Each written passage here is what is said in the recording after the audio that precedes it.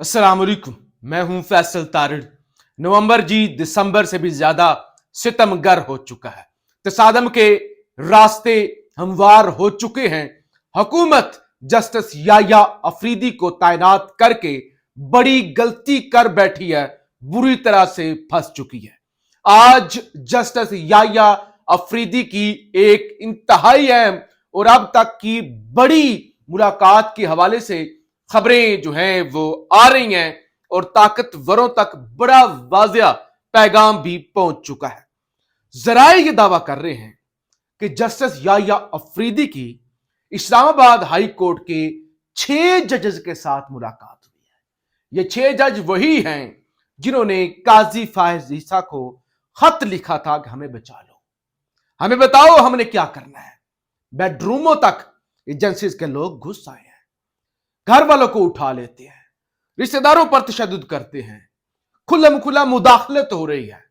और काजी फायज ईसा ने उनको मजीद यानी मुदाखलत के दरवाजे खोले और उनको प्रोटेक्ट नहीं किया और वो केस पिछले 6 महीनों से समाअत के लिए मुकर्रर ही नहीं हो सका। आप जस्टिस याया अफरीदी के जराए ये बताते हैं कि उन 6 जज से मुलाकात हुई है और उनको यकीन दहानी करवाई गई है कि अब अदलिया की आजादी के अंदर किसी किस्म की कोई मुदाखलत बर्दाश्त नहीं की जाएगी। मैं इस मामले को हल करूंगा। आप बगैर किसी खौफ के काम करें, अपना काम जारी रखें। मैं देखता हूं कौन माई का लाल जो है वो आपको आप डराता है, धमकाता है, कैमरे लगाता है या इंसाफ के रास्ते में रुकावट बनता है। इसीलिए आपने चेक किया पिछले 2-3 दिनों से कैसे कैसे इस्लामाबाद हाई कोर्ट से ऑर्डर्स आ रहे हैं। क्या जज सरदार इजाज इसाक, क्या मियां गुल हसन औरंगजेब और क्या बाकी, यानी जो समर रिफत इम्तियाज के ऑर्डर आप देख रहे हैं। 9 बजे आजम सवाती को आपने पेश करना है। दूसरी तरफ जनाब जराए ये बताते हैं कि मुदाखलत करने वाले अनासर को भी पैगाम भेजा गया है कि अब पहले की तरह निजाम नहीं चलेगा, वो काजी वाले मौजे नहीं होंगे, इस तरह नहीं होगा। वो जैसे खुल्लम खुल्ला मुदाखलतें आप करते फिर रहे थे, सुप्रीम कोर्ट के अंदर से आप उठा लेते थे, हाई कोर्ट के अंदर से, और ये जो कुछ आप करते फिर रहे थे अब नहीं चलेगा। मेरे होते हुए ये काम नहीं चलेगा। अगर आप इस पैगाम को समझ जाएं तब भी बेहतर है, और अगर आपने कोई शरारत करनी है तो फिर मामला दूसरी तरफ जाएंगे। तो लिहाजा बेहतर यही है कि आप कम कही को ज्यादा समझें और हमारे मामलात के अंदर आप मुदाखलत करना बंद कर दें।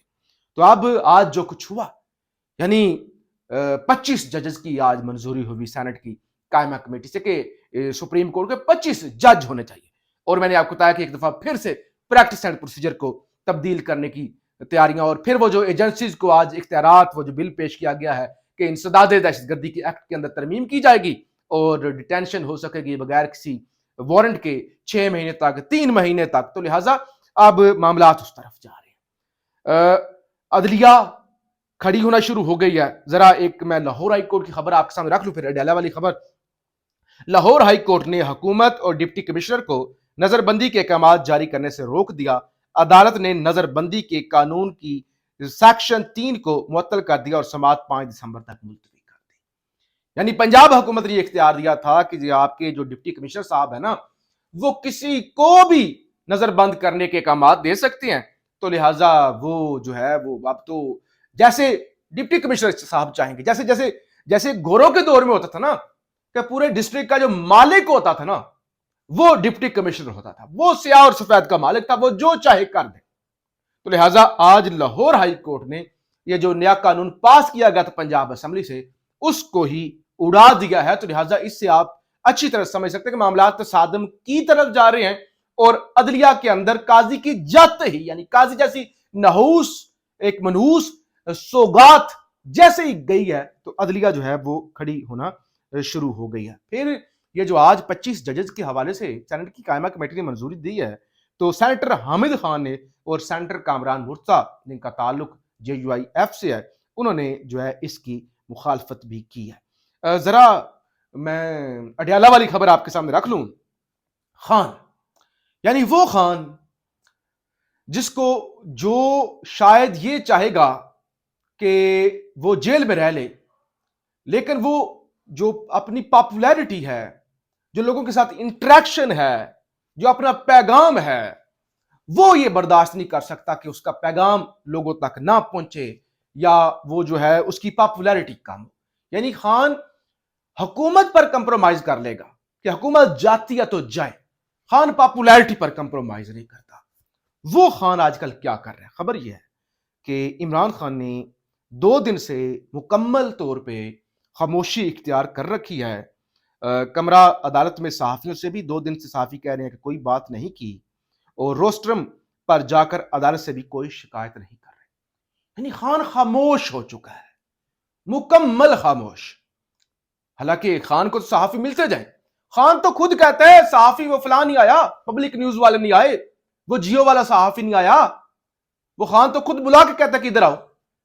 آپ کو یاد ہوگا کہ جب وہ دیواریں کھڑی کر دی گئی تھی کمرہ عدالت میں، تو خان نے ان دیواروں کے اوپر سے کھڑے ہو کے، لکڑی کی جو دیواریں تھیں، صحافیوں نے بتایا تھا کہ اس کے اوپر سے کھڑے ہو کے خان تو پیغام دیتا تھا کہ یہ میری قوم کو پیغام پہنچاؤ، یہ میرا موقف ہے، یہ میرا موقف ہے۔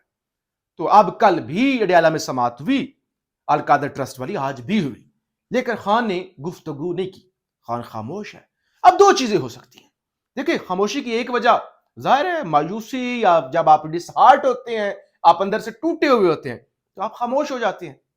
دوسری ظاہر ہے وہ مریم نواز کی خاموشی آپ کو یاد ہوگی کہ مریم نواز ٹویٹر سے غائب ہو گئی تھی، مکمل خاموش ہو گئی تھی۔ تو کیا کوئی اس طرح کی کہانی ہے، یا خان کے ساتھ جو سلوک کیا گیا، ایک ہیرو، ایک انٹرنیشنل ہیرو، سجدہ کرنے کی جگہ نہیں تھی، پنجرے کے اندر بند رکھا گیا، ایکسرسائز کے لیے مشینیں نہیں ہیں، یعنی وہ پابندیوں کے اندر جس طرح سے اتنے عرصہ جکڑے رکھا۔ تو ظاہر ہے اب یہ 2 وجوہاتی ہو سکتی ہیں، اور شیر افضل مروت کہتے ہیں کہ احتجاج ہو تو فیصلہ کن ہو۔ پہلے احتجاجیوں کا جو حکومت نے حشر کیا، ایسا نہیں ہونا چاہیے۔ میرے احتجاج کا ایجنڈا تو یہ ہوگا کہ فری خان ناؤ، میں پارٹی پالیسی فالو کروں گا۔